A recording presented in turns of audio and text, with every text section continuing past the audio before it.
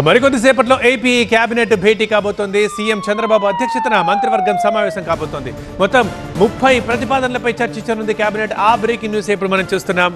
విశాఖలో 87,520 కోట్లతో Raiden Infotech data centre ఏర్పాటుకి ఆమోదం తెలిపే అవకాశం ఉంది. కొత్తగా 1,14,824 కోట్ల పెట్టుబడులకు ఆమోదం తెలిపే అవకాశం. 26 ప్రాజెక్టుల ద్వారా 67,218 మందికి ఉద్యోగ అవకాశాలు. రాజ్ భవన్ నిర్మాణానికి ఆమోదం తెలుపబోతోంది కేబినెట్.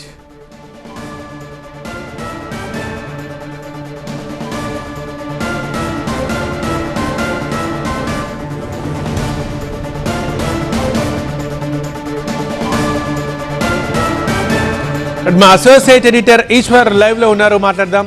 ఈశ్వర్, కేబినెట్ ఎప్పుడు స్టార్ట్ కాబోతుంది? 30 ప్రతిపాదనలు అంటున్నారు. అందులో ఇంపార్టెంట్ ఏంటి? వేటికి ఆమోదం తెలుపబోతోంది ఇవాళ కేబినెట్?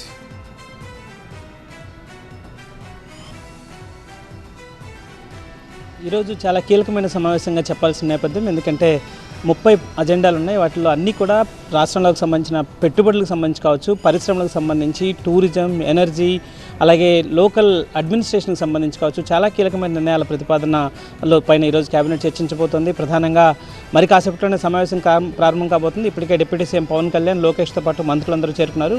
ముఖ్యమంత్రి మరి కాసేపట్లో సమావేశ హాల్కి చేరుకోగానే కేబినెట్ సమావేశం ప్రారంభం కాబోతుంది. దాదాపుగా 3 గంటలకు పైగా ఈరోజు సమావేశం జరిగే అవకాశం ఉంది. ప్రధానంగా ఈరోజు జరిగే కేబినెట్లో జేఎస్డబ్ల్యూతో పాటు రిలయన్స్ ఇండస్ట్రీస్ కావచ్చు, లేకపోతే బీపీసీఎల్ కావచ్చు, బీపీఎల్ కావచ్చు, భారత్ డైనమిక్స్ లిమిటెడ్ కావచ్చు, ఇట్లాంటి అనేక దేశ పారిశ్రామిక రంగంలో చాలా కీలకమైన ప్రాజెక్టులన్నీ ఇక్కడ ఆంధ్రప్రదేశ్ రాష్ట్రంలో అనేక ప్రతిపాదనలతో ముందుకు వచ్చాయి. వాటికి సంబంధించి ఇప్పటికే వాటికి ఇప్పటికి అనుమతి ఇవ్వడం జరిగింది. కానీ వాటికి ఇంకా మరికొన్ని ప్రోత్సాహకాలు కావచ్చు, లేకపోతే వాళ్ళు త్వరగా గ్రౌండ్ అయ్యేందుకు అవసరమైన నిర్ణయాలు తీసుకోబోతుంది ఈరోజు కేబినెట్. అదే సమయంలో ఓర్వకల్లు, కొప్పర్తిల్లో ఇండస్ట్రియల్ క్లస్టర్స్కి సంబంధించి 5,000 కోట్ల రూపాయలని లోన్ హడ్కో నుంచి తీసుకోవడానికి కేబినెట్ ఆమోదించబోతోంది. సో అది గ్రౌండ్ అయితే ఒక్కసారిగా ఇండస్ట్రియల్ అన్ని పెద్ద ఎత్తున ఓర్వకల్, కర్నూలు కావచ్చు, లేకపోతే కొప్పర్తిలో అట్లాంటి జోన్స్లో క్లస్టర్లో ఇండస్ట్రీస్ రావడం వల్ల పెద్ద ఎత్తున ఉపాధి కలుగుతుంది. దానివల్ల రాష్ట్రానికి కూడా పెద్ద ఎత్తున ఆదాయం వచ్చే అవకాశం పెద్ద ఎత్తున కనిపిస్తుంది. మరొక వైపు మీరు చెప్పినట్టుగా రైడ్ అండ్ డేటా సెంటర్కి సంబంధించి చాలా కీలకమైన నిర్ణయం.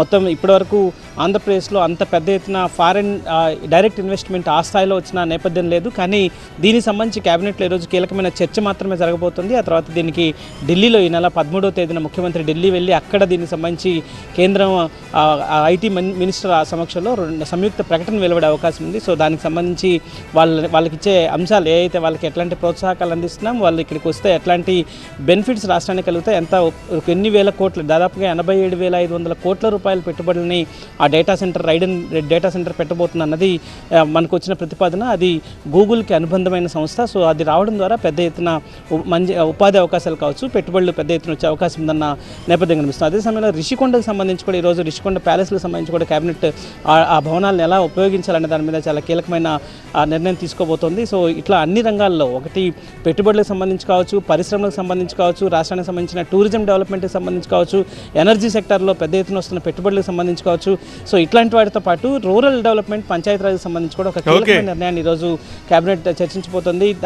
పంచాయతీ వ్యవస్థని పునర్వ్యవస్థీకరించడంతో పాటు ఇప్పటివరకు ఉన్న గ్రామ సచివాలయాలకు సంబంధించిన సిబ్బంది రేషనలైజేషన్ కూడా ఈరోజు తీసుకోబోతుంది. ఎందుకంటే గ్రామ సచివాలయాల రూపు మార్చాలన్న ఆలోచనలో ప్రభుత్వం ఉంది. గత ప్రభుత్వం తీసుకొచ్చిన సచివాలయాలను రూపు మార్చి అప్పుడు నియమించిన ఎంప్లాయీస్ అందరినీ రేషనలైజేషన్ చేయడం ద్వారా మిగతా డిపార్ట్మెంట్లకి, సంబంధిత ముఖ్యమైన డిపార్ట్మెంట్లకు బదిలీ చేయాలన్న ఆలోచనలు ఉంది. సో ఇట్లాంటి కీలక నిర్ణయాలన్నీ ఈరోజు కేబినెట్ తీసుకోబోతున్నారు.